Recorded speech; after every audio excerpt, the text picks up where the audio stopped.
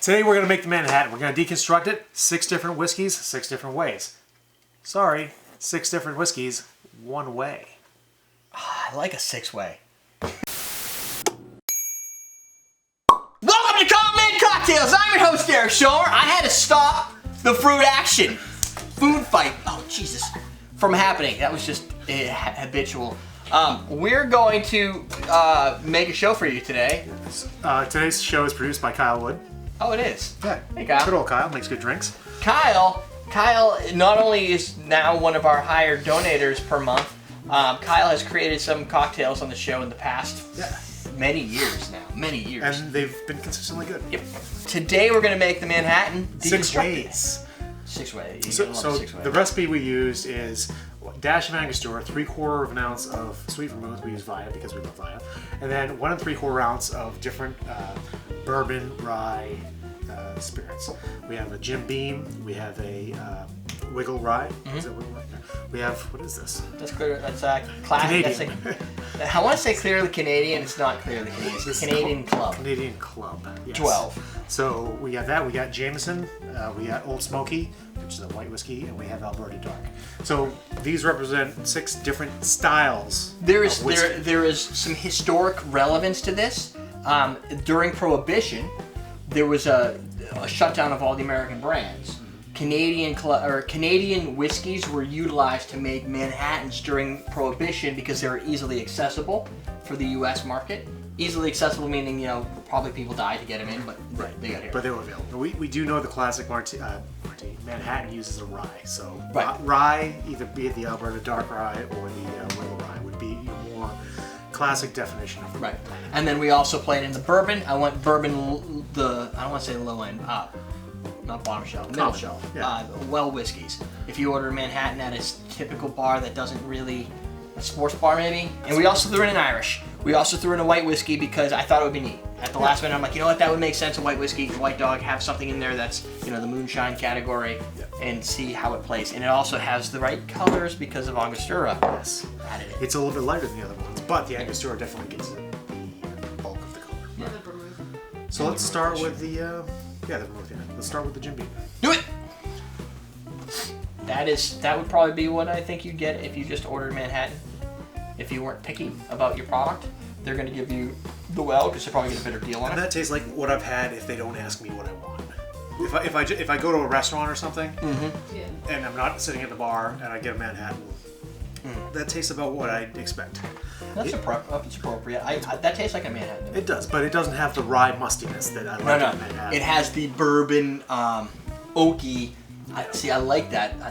I like that flavor, and I'm not a big. I guess I am, but I wasn't. At the last time I did in Manhattan, wasn't a big fan. That's a Manhattan with the Wigle Rye. The rye makes the difference. It makes a big difference because you got the mustiness of the.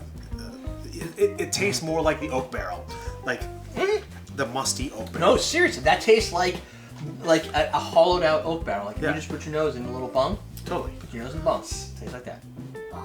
But it has that white, fresh oak, musty, been around for a while, sitting in the in the dark. Which I really like. I mean, I don't mind any version of the Manhattan. I'm probably going to be happy with. But these are completely different. But they're very different drinks. And that one has a long finish. Unlike vodka drinks, Sour. you get differentiation in whiskey drinks.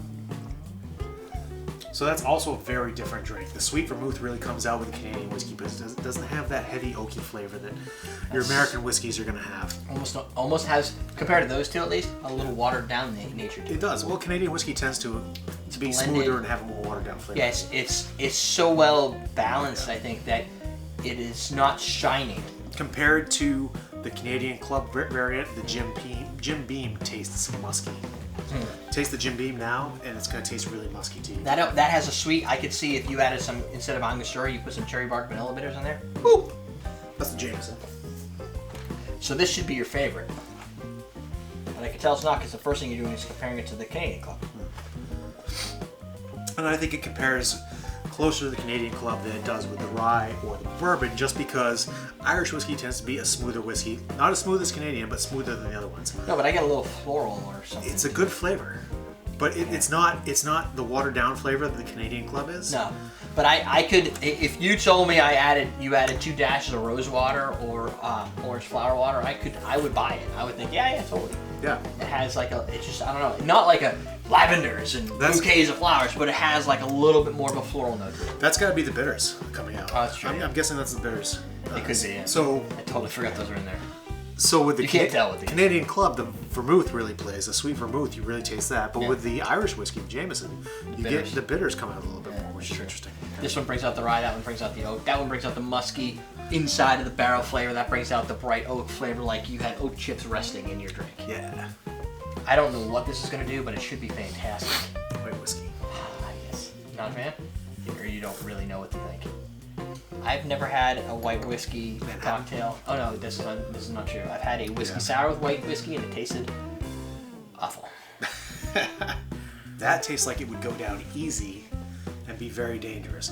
But you don't get any yolkiness, you'll get any of the muskiness. You don't get any burn. It's subtle. Yeah. That's like an introduction to Manhattan.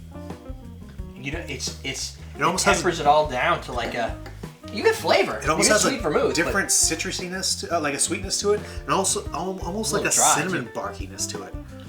Yep. Are you getting that too, or is it just me? The sweetness isn't the vermouth sweetness coming out in the white whiskey. It's more of the whiskey sweetness is coming out. Cinnamon is from your Angostura, so yes. It's bringing out some of the Angostura trade spice flavor, but in a different way than the Jameson does. So. Yeah, that wasn't like that. That was a little more fruity flavor. When I go to a bar and I haven't been there, I like to scan the bottles and just see if there's anything that maybe is a little bit different and I want to try something with. That comes out like the rye, like the Wigle Rye, only sweeter, and it's got it's very sweet. The caramelly darkness to it. Darkness, get over. That's hold on, man. That is sweet and lots of flavorful effects on my tongue.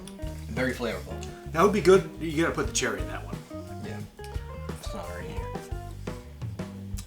I would almost suggest using the Woodford Reserve cherry bitters in that instead of the Luxardo Maraschino. And a Luxardo Maraschino. I mean, you could, if you order this at a good restaurant, all these should have Luxardo Maraschinos. Yes. I think for this, I would use the Jack Rudy Bourbon Cherry, like a bourbon. If you go to a bar and you ask for a Manhattan and it comes out with one of those bright red maraschino cherries, you're at the wrong bar. Yeah, stick to beer. Stick to something that's like not overly cocktaily and crafty. Come on, those are the best. Hurricanes. They were the best when I was 12. So what this has done for me is reinforce the fact that I like a Manhattan in a lot of ways. But Manhattan's like one of my go-to drinks when I go to a bar. Really? And I like the fact that we broke this down and we got to taste the different styles of bourbon and whiskey. They're all different. And they're all different. They're all differentiatable. And none of it, like, there's no.